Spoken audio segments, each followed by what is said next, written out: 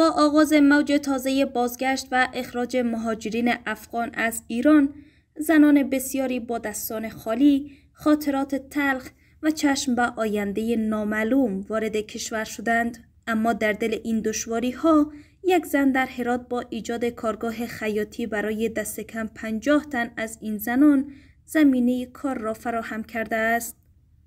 این کارگاه خیاطی از سوی فرزانه میرزایی، یک تن از زنان فعال اجتماعی ایجاد شده است.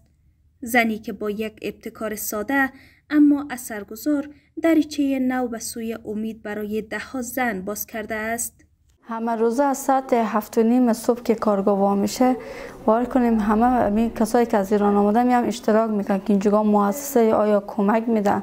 ما تونستیم که برای 50 تا از خانمای عودت کننده که اینا اخراج شدم از ایران، اخراج اجباری، ما زمینی کار بخش خیاطی 25 نفر هم بخش موردوزی برای از اینا فراهم کردیم که هر مانتوی 60 تا 70 اینا موردوزی میکنم که یک معاش اندکی دارم که اینا بتونم یک گوشی از خانواده خود اینا اسپانسر کنم، یک چیزی باشه که اینا به کنار اون شوهر خو یا به کنار اون فامیلایی که زندگی میکنم یک چیزی برای خانواده خو، برای بچه‌ها خو بگیرن.